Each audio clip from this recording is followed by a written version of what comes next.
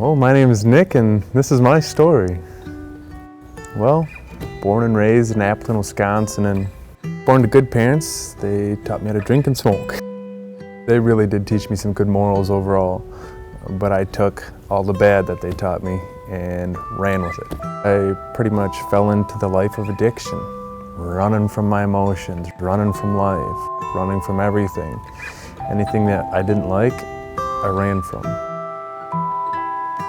My name is Lisa, and this is my story. I started drinking when I was 7 years old with a babysitter. My mom was a single mother who was gone all the time. My father had left when I was 1, and so the babysitter choices my mom was making weren't that great.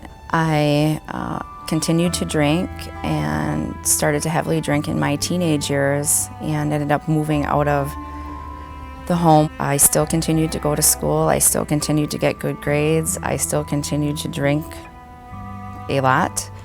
I don't know how I managed to do that. I had a full-time job. I ended up going to Michigan Tech University and holding down a full-time job. I was sick all the time, trying to figure out ways I could kill myself pretty much on a daily basis because I was very miserable. I would drink vodka in the corner of my room all by myself and just think of ways for it to end. I got to run into an old friend that I grew up with, and he said to me, Nick, you're gonna be in jail by the time you're 21. And I thought, yeah, right, you don't know what you're talking about. Kind of like I always told my parents, you don't know what you're talking about. Anybody in authority, you don't know what you're talking about. Because I knew what was best, which my way, my will, brought me to jail. And I was 20 years old the first time I ended up in jail. Through that long chaos brought me through 5 different treatments and landed me at the mooring programs. It was looking at sitting 10 years in prison, going to Mexico, or going through treatment.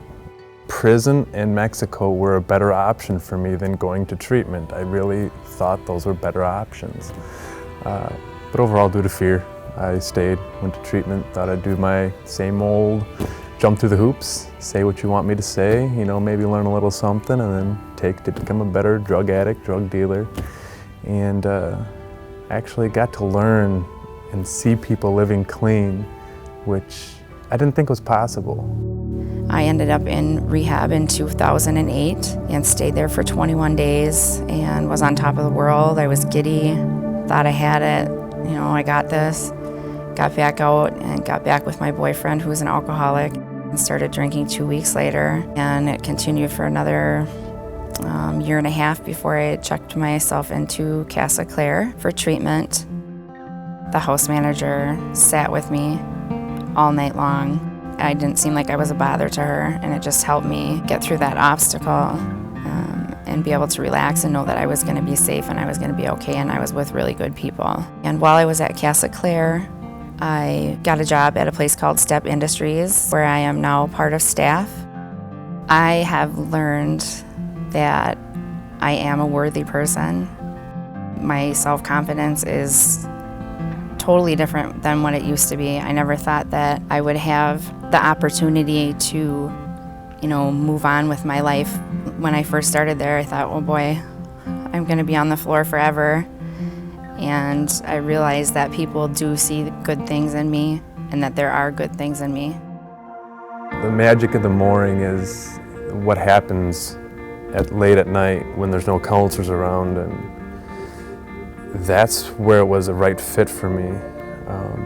Actually, one of the guys who greeted me the first time I came to the mooring, he's a house manager there, so I got to go through treatment with him, go to a male apartment program with him.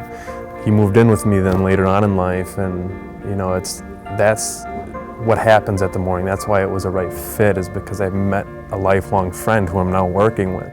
To see people, grown men hug each other and cry and just have companionship. I didn't have a right idea of what intimacy really was, so I was curious though, because I saw where my way got me.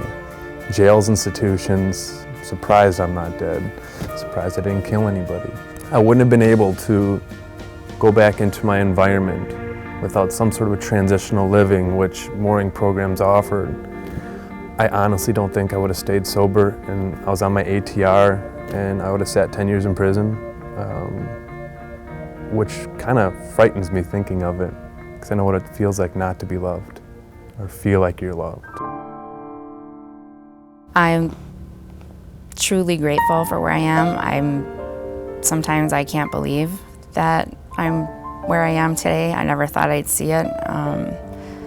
The last day before I went into the hospital, before I checked into Casa Clare, I just had given up, and now I'm happy, you know, and I do stuff, lots of stuff, sober. I have great friends, and I'm just truly grateful to Casa Clare and to Step Industries for helping me turn my life to where it is today.